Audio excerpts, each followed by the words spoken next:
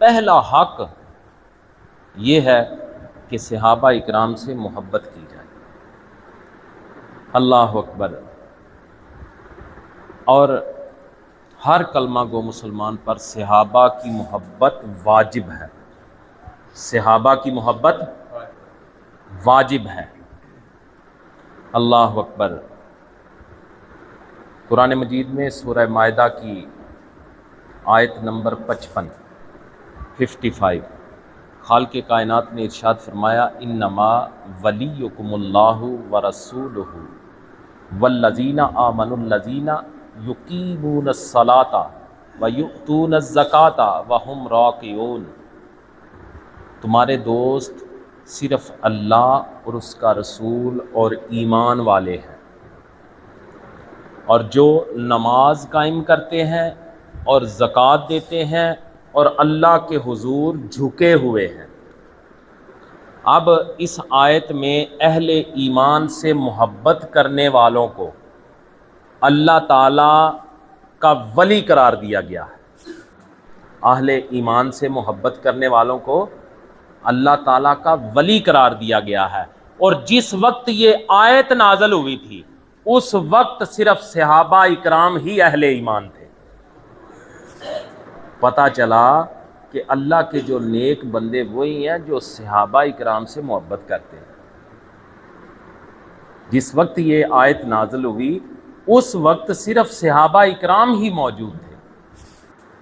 اللہ اکبر۔ پھر دوسرا حق صحابہ اکرام کا جو ہم پہ ہے وہ یہ ہے کہ صحابہ اکرام کے لیے دعا اور استغفار کی جائے۔ جب بھی دعا کریں صحابہ اکرام کی بلندی درجات کے لیے بھی دعا کیا کریں، یہ بھی ان کا حق ہے۔ سورہ حشر کی آیت نمبر 10 والذین جاءوا من بعدہم یقولون ربنا اغفر لنا ولاخواننا الذین سبقونا بالایمان ولا تجعل فی قلوبنا غلا للذین آمنوا ربنا انک رؤوف رحیم۔ اور جو ان کے بعد آئے عرض کرتے ہیں اے ہمارے رب ہمیں اور ہمارے دل میں، اے ہمارے رب بخش دے ہمیں اور ہمارے بھائیوں کو جو ہم سے پہلے ایمان لائے، اور ہمارے دل میں وَلَا تَجْعَلْ فِي قُلُوبِنَا غِلًّا لِلَّذِينَ آمَنُوا رَبَّنَا إِنَّكَ رَءُوفٌ رَحِيمٌ، اور ہمارے دل میں ایمان والوں کی طرف سے کینہ نہ رکھ، اے رب بے شک تو ہی نہایت مہربان رحم والا ہے۔ اب دیکھیں کہ اس آیہ مبارکہ میں مہاجرین و انصار کے بعد آنے والے قیامت تک جتنے بھی پیدا ہونے والے لوگ ہیں اس میں تمام مسلمان داخل ہیں، جتنے بھی قیامت تک آئیں گے اس میں تمام مسلمان داخل ہیں۔ اور ان سے پہلے جو لوگ تھے جن کا اس آیت میں ذکر آیا ہے، ان سے پہلے والے جو لوگ تھے وہ سارے صحابہ اکرام ہیں، ان میں صحابہ اکرام داخل ہیں۔ یہ بھی صحابہ اکرام کی یہ آیہ مبارکہ بھی شان اور حق ہمیں بتا رہی ہے کہ جب بھی ہم دعا کریں تو حضور صلی اللہ علیہ وسلم کے صحابہ کی بلندی درجات کے لیے بھی دعا کیا کریں۔ تیسرا حق صحابہ اکرام کے فضائل کا اقرار کیا جائے، یعنی یہ جو میں نے ابھی آپ کے سامنے حضور صلی اللہ علیہ وسلم کے فرمودات رکھے، احادیث بیان کی، قرآن مجید سے جو میں آیات آپ کے سامنے رکھی، یہ صحابہ کے فضائل ہیں۔ جو صحیح دلیل سے صحابہ اکرام کے فضائل ثابت ہوں، یہ صحابہ کا حق ہے کہ انہیں دل سے مانا جائے کہ یہ اللہ اور اس کے محبوب علیہ السلام نے حضور صلی اللہ علیہ وسلم کے غلاموں کو یہ فضائل عطا کیے ہیں۔ ان کے فضائل کو ماننا بھی صحابہ اکرام کا حق ہے، اور ہم پہ ضروری ہے کہ ہم صحابہ اکرام کے وہ فضائل مانیں۔ اور پھر اس کے بعد صحابہ اکرام کی عدالت کا احترام کیا جائے، یعنی کہ صحابہ اکرام کا جو کردار رہا ہے نیک اعمال آپ صحابہ کرام کے، اللہ اکبر، وہ آپ اس طرح سمجھے کہ ہم یہ مانیں کہ صحابہ کرام ہر قسم کے گناہ سے اللہ تعالیٰ نے انہیں یہ توفیق دی تھی کہ ہر قسم کے گناہ سے وہ پرہیز کرتے تھے۔ صحابہ کرام تقوی کا التزام کرتے تھے، ہر معاملے میں جو اللہ اور اس کے محبوب علیہ السلام کو پسند بات ہوتی حضور کے صحابہ ایسا عمل کیا کرتے تھے۔ یہ کیا ہے؟ یہ صحابہ کی عدالت ہے، صحابہ کا کردار، ان کی نیک نامی، اس کو ماننا، اس کا احترام کرنا بھی صحابہ کا حق ہے۔ اسی طرح صحابہ کرام کی تعظیم و تکریم کی جائے، صحابہ کرام کی عزت کی جائے، ان کی تعظیم کی جائے، اللہ اکبر، یہ بھی صحابہ کرام کا حق ہے۔ حضرت عمر فاروق رضی اللہ تعالیٰ عنہ حضور صلی اللہ علیہ وسلم کا یہ فرمان بیان کرتے ہیں سنن کبریٰ، اور میرات المناجی میں بھی یہ بات موجود ہے کہ حضرت عمر فاروق رضی اللہ تعالیٰ عنہ فرماتے ہیں کہ نبی پاک صلی اللہ علیہ وسلم نے فرمایا اکرموا اصحابی فإنہم خیارکم، کہ میرے صحابہ کی عزت کرو کیونکہ میرے صحابہ تم میں سے سب سے بہتر ہیں۔ یہ حضور صلی اللہ علیہ وسلم خود ارشاد فرما رہے ہیں کہ میرے صحابہ کی عزت کرو، میرے صحابہ تم میں سے سب سے بہتر ہیں۔ پھر اگلا حق صحابہ اکرام کا یہ ہے کہ صحابہ اکرام کی عیب جوئی نہ کی جائے، انہیں برا بلا نہ کہا جائے۔ اب سارے سمجھدار ہیں کہ آج کی اس جمعہ میں یہ موضوع رکھنے کا مقصد کیا ہے، وہ آپ سمجھدار ہیں کہ کس لیے میں نے یہ موضوع رکھا، تاکہ سب حضور کے صحابہ کی شان سے واقف ہو جائیں۔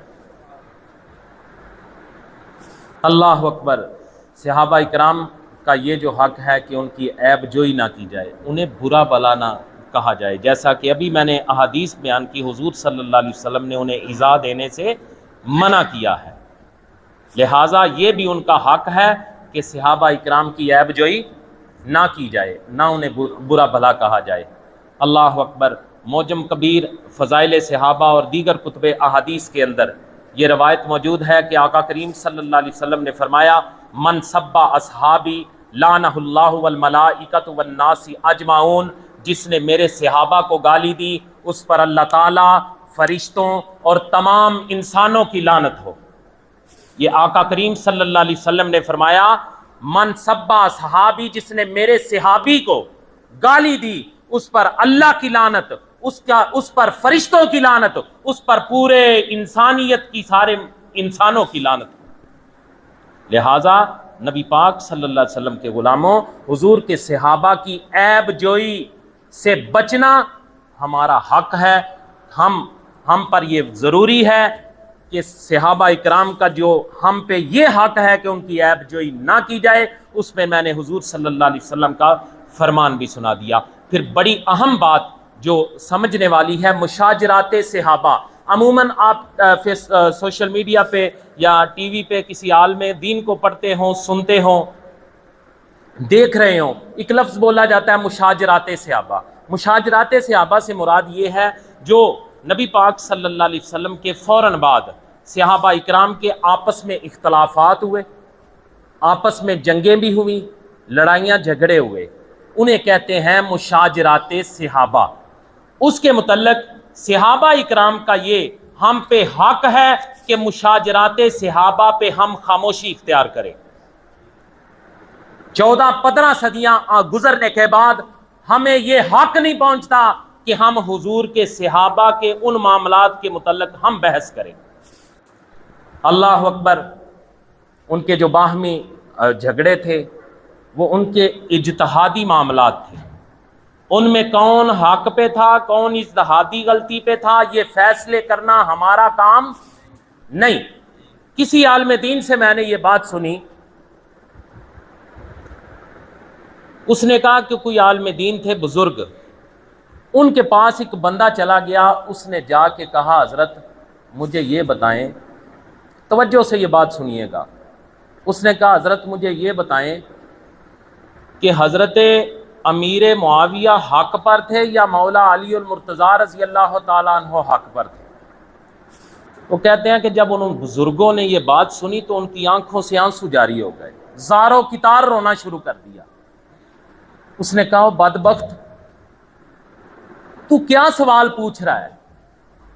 تو گویا ایک کٹہرے میں مولا کائنات کو کھڑا کر رہا ہے اور دوسرے کٹہرے میں امیر معاویہ کو کھڑا کر رہا ہے، اور مجھے یہ فیصلہ دینے کے لیے جج بنا رہا ہے۔ میری کیا اوقات ہے کہ میں ان ہستیوں کے متعلق کوئی فیصلہ کروں؟ کتنی بدبختی ہے تیری۔ دیکھیں ہمارے بزرگوں کا یہ وتیرہ تھا، یہ صحابہ اکرام کا حق ہے کہ ہم صحابہ اکرام کے جو باہمی معاملات ہیں اس پہ خاموشی اختیار کریں۔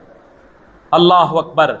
امام طبرانی نے معجم الکبیر میں یہ روایت درج کی ہے، اذا ذکر اصحابی فامسکوا، لوگو جب میرے صحابہ کا ذکر ہو تو خاموش ہو جاؤ۔ حضور فرما رہے ہیں میرے صحابہ کی بات آئے تو خاموشی اختیار کر لو، اور تم کون ہوتے ہو صحابہ کے درمیان اس طرح کے فیصلے کرنے والے، اس طرح کی رائے دینے والے؟ لہٰذا پتہ چلا کہ وہ بڑی عظیم ہستیاں ہیں، ہماری اتنی اوقات نہیں کہ ہم ان کے متعلق کوئی فیصلہ کریں، ان کے متعلق اپنی مجلسوں میں بیٹھ کے یہ باتیں کریں کہ حضرت امیر معاویہ ٹھیک تھے یا مولا کائنات ٹھیک تھے، یا حضرت سیدہ عائشہ صدیقہ رضی اللہ تعالیٰ عنہا کے متعلق ہم یہ بات کریں۔ ہمیں یہ کوئی حق حاصل نہیں کہ اپنی مجلسوں میں اگر کوئی بندہ ایسی بات کرے تو اسے یہ سمجھائیں کہ میرے بھائی یہ ہمارے بس کا روگ نہیں، حضور صلی اللہ علیہ وسلم نے حکم دیا میرے صحابہ کی بات آئے تو خاموشی اختیار کرو۔ اور اہل سنت و جماعت کے جید علماء، صوفیاء، محدثین اکرام یہ کہتے ہیں کہ صحابہ کے متعلق یہ بات جب شاجرات صحابہ کی بات ہو تو تم پہ خاموشی واجب ہے۔ اس معاملے پہ ہم گفتگو اگر کوئی بدبخت کرنا چاہے تو اسے کہو بھائی یہ باتیں تمہیں مبارک ہوں، میں اس موضوع پہ بات نہیں کر سکتا، چونکہ ہمارے حضور نے منع فرما دیا۔ اس ضروری بات کی آپ کو سمجھ آئی، یہ صحابہ کا حق ہے کہ اگر کوئی ان کے متعلق بات کرے تو ہم خاموشی اختیار کریں، اس پہ بحث نہیں کرنی۔ اللہ اکبر۔ پھر صحابہ اکرام کی علمی اور دینی خدمات کا اعتراف کیا جائے، یہ بھی صحابہ کا حق ہے۔ صحابہ اکرام نے جو دینی خدمات سر انجام دی، جو علمی خدمات سر انجام دی، ان ساری خدمات کو قبول کیا جائے اور انہیں اپریشیٹ کیا جائے، یہ صحابہ کا حق ہے۔ اللہ اکبر۔ ان باتوں کا اعتراف کرنا جو انہوں نے اچھے کام کیے ہیں۔ اس امت میں قرآن مجید کے سب سے پہلے مخاطب حضور کے دور میں صحابہ اکرام تھے، جو سامنے لوگ موجود تھے جنہوں نے ایمان قبول کیا تھا، جو پہلے مخاطبین تھے ان میں سے صحابہ اکرام تھے۔ پھر اس کے بعد یہ وہ خوشبخت لوگ ہیں جنہوں نے بلا واسطہ سید عالم صلی اللہ علیہ وسلم سے دین کا فیض اخذ کیا، جنہوں نے حضور کے ہاتھ پہ کلمہ پڑھا، حضور کے ہاتھ پہ بیعت کی، یہ وہ خوشبخت لوگ ہیں۔ پھر یہ وہ لوگ ہیں جنہوں نے تابعین میں حضور کا دین منتقل کیا۔ صحابہ نے دین، یہ جو آج ہم دین کیا مطالعہ کرتے ہیں، یہ سارا دین صحابہ نے تابعین میں منتقل کیا تھا، صحابہ اکرام نے کیا تھا۔ یہ ان کی علمی خدمات ہیں جن کا اعتراف کرنا ہمارا حق ہے، یہ ہم پہ حق ہے۔ اللہ اکبر۔ پھر قرآن و احادیث کی جمع و تدوین، قرآن کو جمع کرنا، احادیث کو لکھنا شروع کرنا، اس کی تدوین، یہ سارے معاملات صحابہ اکرام نے کیے۔ اللہ اکبر۔ محبوب کریم صلی اللہ علیہ وسلم کی جو احادیث ہیں صحابہ اکرام نے اکٹھی کرنی شروع کی، اور اس جاں فشانی سے اور اتنی باریک بینی سے صحابہ اکرام نے حضور صلی اللہ علیہ وسلم کی زندگی کا گوشہ گوشہ ہمارے لیے آگے منتقل کیا۔ آج احادیث کی کتابوں میں یہاں تک لکھا ہے کہ آخری عمر میں نبی پاک صلی اللہ علیہ وسلم کی ریش مبارک میں کتنے سفید بال تھے؟ یہ صحابہ اکرام نے حدیث کا علم، حضور کے متعلق اتنی ساری معتبر جو حضور کی خبریں ہیں، نبی پاک صلی اللہ علیہ وسلم کی شخصیت کے حوالے سے، حضور صلی اللہ علیہ وسلم کے یہاں تک حضور کے دندان مبارک، حضور کے ہونٹ مبارک، حضور کے ابرو مبارک، حضور کی زلفیں مبارک، حضور صلی اللہ علیہ وسلم کا قد مبارک، حضور صلی اللہ علیہ وسلم کا رنگ مبارک، نبی پاک صلی اللہ علیہ وسلم کس طرح چلتے تھے، حضور صلی اللہ علیہ وسلم کس طرح بیٹھتے تھے، حضور صلی اللہ علیہ وسلم کس طرح گفتگو فرماتے تھے، میرے آقا کریم صلی اللہ علیہ وسلم کس طرح لوگوں کو واعظ و تبلیغ کرتے تھے، میرے آقا کریم صلی اللہ علیہ وسلم کس طرح لوگوں کے ساتھ محبت سے پیش آتے تھے، حضور صلی اللہ علیہ وسلم کا اخلاق کیا تھا، حضور نے جنگیں کیسے لڑی، نبی پاک صلی اللہ علیہ وسلم اپنے خاندان والوں کے ساتھ کیسا سلوک کرتے تھے، نبی پاک صلی اللہ علیہ وسلم غلاموں کو کیسا سمجھتے تھے، حضور صلی اللہ علیہ وسلم لونڈیوں کے ساتھ کیسا سلوک کرتے تھے، یہ ساری انفارمیشن، یہ سارا علم حضور کے صحابہ نے ہمیں دیا۔